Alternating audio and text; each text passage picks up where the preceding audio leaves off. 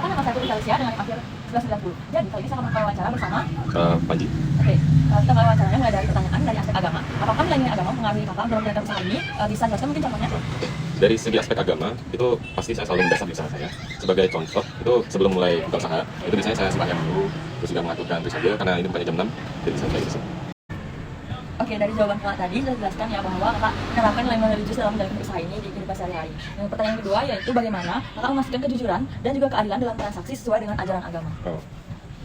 Untuk usaha saya sih selalu berlandaskan kejujuran ya. Dalam artian itu sebagai mungkin harga fair tentang bahan dan harga jual kita itu selalu transparan. Jadi tidak terlalu jauh banget dari harga beli sampai harga jual.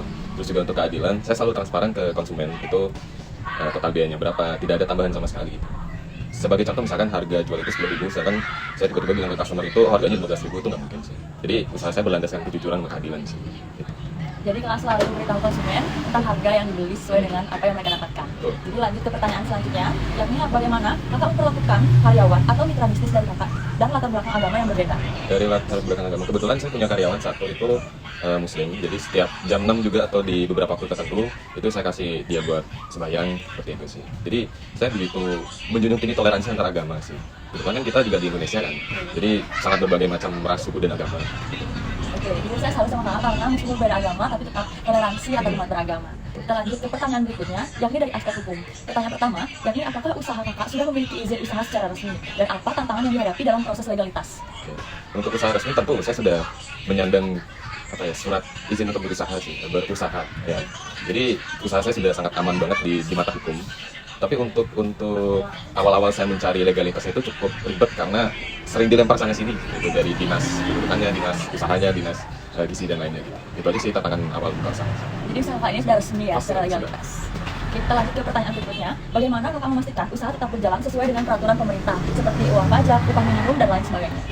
Salah satunya upah minimum ya. Tadi kan saya bilang sudah punya satu karyawan, itu walaupun di tempat lain itu mungkin berbagai variatif untuk gajinya. Sedangkan di saya itu, walaupun saya skala UMKM, usaha kecil, itu selalu memberikan gaji setara dengan UMR yang ditetapkan oleh pemerintah. Gitu. Jadi kita lanjut saja ke pertanyaan berikutnya, yakni apakah kakak memahami hak dan kewajiban sebagai pelaku usaha dalam hukum perlindungan konsumen? Untuk aspek itu saya sangat paham betul, itu dalam artian tentang konsumen ya. Jadi saya begitu transparan tentang deskripsi produk yang saya jual, entah itu makanan dan minuman. Sebagai contoh di situ saya jual ayam gepuk, itu disertakan dengan nasi gitu. Itu pasti saya kasih ayam gepuk sama nasi gitu. Mungkin di tempat lain tidak sesuai deskripsi, mungkin ada ya, mungkin kayak beli ayam gepuk tapi di deskripsinya di menunya tertera nasi tapi tidak dapat nasi gitu. Tapi di saya tetap sesuai deskripsi yang saya buat sendiri gitu. Jadi kakak buat secara terperinci dan nyata ya semuanya daftar menunya. Oke, kita lanjut ke pertanyaan berikutnya, yakni bagaimana kakak menanggapi jika ada pelanggan atau mitra bisnis yang melanggar kesepakatan secara hukum? Secara hukum itu pasti saya yang pertama itu bicarakan dulu dengan si pelanggar ini gitu, dengan mencapai musyawarah mufakat, dan jika tidak mencapai musyawarah mufakat itu saya tidak segan-segan langsung ke ranah hukum, walaupun saya masih usaha kecil ya, tapi sudah berizin gitu, jadi di mata hukum aman lah gitu. Jadi kembali ke prinsip keadilan bahwa semua harus dijalankan secara tegas dan adil. Oke, kita lanjut ke pertanyaan selanjutnya, apakah kakak pernah mengikuti sosialisasi atau seperti pelatihan tentang hukum, usaha dan instansi pemerintahan? Untuk pelatihan pernah, itu baru sebulan yang lalu saya ikut, itu dari pemerintah sini, itu mengadakan suatu pelatihan tentang bagaimana cara melayani konsumen, terus juga cara untuk konsisten gitu sih. Dapat sih, bulan lalu sih saya dapat dari pemerintah. Oh, jadi itu pelatihannya baru aja ya? Baru.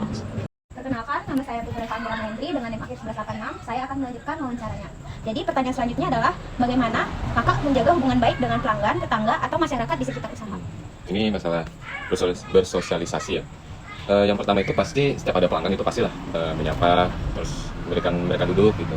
Yang pertama, yang kedua tentang tetangga atau banjar itu sebisa mungkin saya tiap hari ketika bertemu tetangga di kanan atau di kiri itu pasti menyapa, dan juga kita kan tinggal di Bali ya, pasti ada ngayah di Banjar itu pasti selalu saya ikutin gitu. Oke, baik.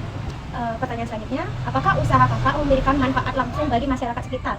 Misalnya membuka lapangan kerja atau mendukung kegiatan sosial? Oke, yang pertama itu pasti sangat bermanfaat karena saya juga pelaku usaha membutuhkan seorang karyawan, dan itu juga sudah dapat satu tadi. Terus juga yang kedua, setiap ada acara Banjar gitu saya selalu sebisa mungkin istilahnya itu ngayah dengan memberikan konsumsi gitu. Sebagai contoh waktu nyepi itu Banjar saya sumbangkan konsumsi gitu buat anak-anak SCT gitu. Oke, baik. Selanjutnya, bagaimana sikap kakak terhadap persaingan dengan pelaku UMKM lain di lingkungan sekitar? Dibilang persaingan itu dari saya sendiri itu tidak menganggap persaingan ya dengan UMKM lain, itu bahkan saya menganggap mereka itu sebagai teman seperjuangan. Ya kita sama-sama mencari nafkah gitu dengan membangun usaha ini dengan walaupun tidak dengan skala besar, masih dalam cakupan UMKM, dan juga dengan UMKM lain itu saya sering banget membantu dan mereka juga membantu saya. Jadi aman. Tidak ada persaingan sama sekali. Oke, saya lanjut pertanyaan selanjutnya. Dalam hal promosi atau penjualan, bagaimana kakak menjaga agar tidak menyesatkan atau merugikan konsumen?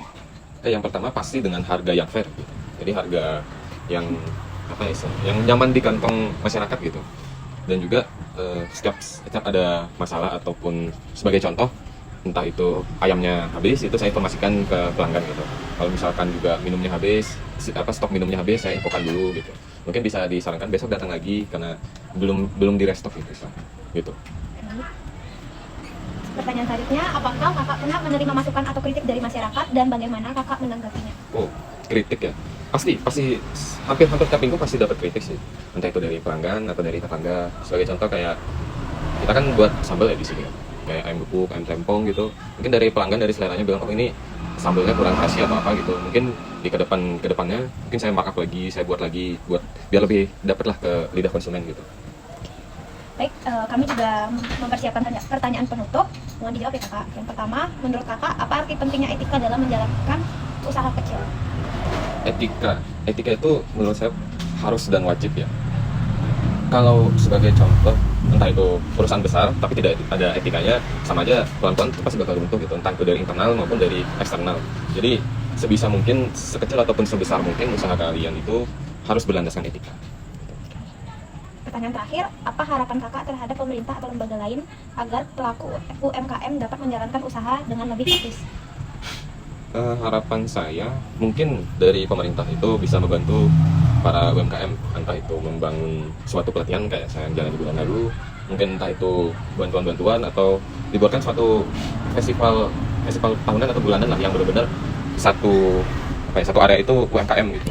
Jadi bisa untuk menaikkan ekonomi juga. Oke, terima kasih ya kak.